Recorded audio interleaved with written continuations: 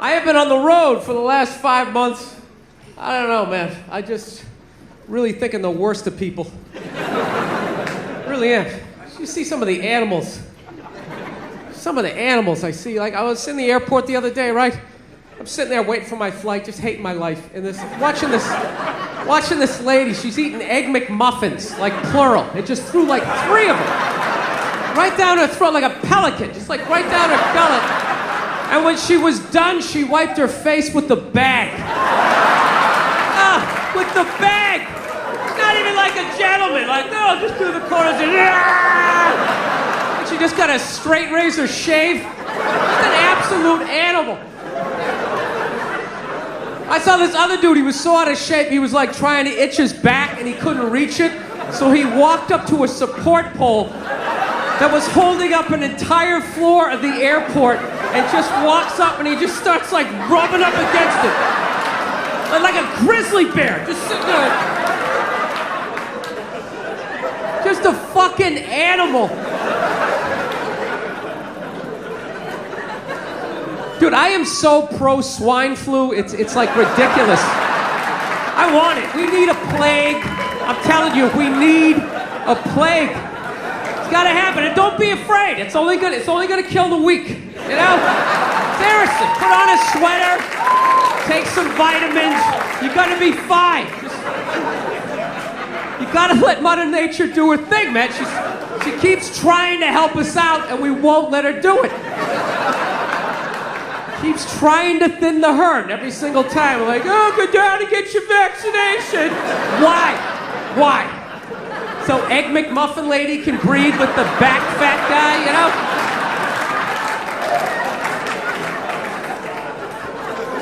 It's gotta happen. You gotta let it do it. Seriously, plague, it's like nature's forest fire, you know? Just let it burn out all the dead wood.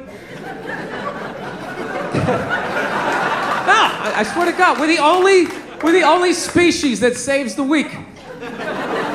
We really are. Lions don't do that shit, you know? Lion gets a little thorn in his paw and everybody says, oh, let's have an intervention. How you feeling? Is everything all right? You need some penicillin? And it's like, fuck them. That's why there's no traffic on the Serengeti. Not a bunch of lions just standing there in gridlock. Like, what the fuck is going on up there? Dude, go! Just fucking go! Our lady, you get up there, there's some hyena licking his balls, like, oh, that was a big holdup, right? Like you never saw that before. Well, by all means, slow down and look at it. It's just one more way of reducing your liberty and reminding you that they can fuck with you anytime they want, as long as you put up with it. As long as you put up with it. Which means, of course, anytime they want. Because that's what Americans do now. They're always willing to trade away a little of their freedom in exchange for the feeling, the illusion of security. What we have now is a completely neurotic population obsessed with security and safety and crime and drugs and cleanliness and hygiene and germs. There's another thing. Germs. Where did this sudden fear of germs come from? In this country. Have you noticed this? The media constantly running stories about all the latest infections, salmonella, E. coli, hantavirus, bird flu, and Americans they panic easily, so now everybody's running around scrubbing this and spraying that and overcooking their food and repeatedly washing their hands, trying to avoid all contact with germs. It's ridiculous, and it goes to ridiculous lengths. In prisons, before they give you a lethal injection, they swab your arm with alcohol. It's true. It's true. It's true. Well, they don't want you to get an infection. And you can see their point. Wouldn't want some guy to go to hell and be sick. It would take a lot of the sportsmanship out of the whole execution. Fear of germs. Why, these fucking pussies. You can't even get a decent hamburger anymore. They cook the shit out of everything now because everybody's afraid of food poisoning. Hey, where's your sense of adventure? Take a fucking chance, will you? You know how many people die in this country from food poisoning every year? 9,000. That's all. It's a minor risk. Take a fucking chance, bunch of goddamn pussies. Besides, what do you think you have an immune system for? It's for killing germs. But it needs practice. It needs germs to practice on. So listen. If you kill all the germs around you and live a completely sterile life, then when germs do come along, you're not going to be prepared. And never mind ordinary germs, what are you going to do when some super virus comes along that turns your vital organs into liquid shit? I'll tell you what you're going to do. You're going to get sick, you're going to die, and you're going to deserve it because you're fucking weak and you got a fucking weak immune system. Now, God damn it. Hey. All right. Let me tell you a true story about immunization, okay? When I was a little boy in New York City in the 1940s, we swam in the Hudson River, and it was filled with raw sewage, okay? We swam in raw sewage, you know, to cool off. And at that time, the big fear was polio. Thousands of kids died from polio every year. But you know something? In my neighborhood, no one ever got polio. No one, ever. You know why? Because we swam in raw sewage. It strengthened our immune systems. The polio never had a prayer. We were tempered in raw shit. So personally, I never take any special precautions against germs. I don't shy away from people who sneeze and cough. I don't wipe off the telephone. I don't cover the toilet seat. And if I drop food on the floor, I pick it up and eat it. I eat it. Yes, I do.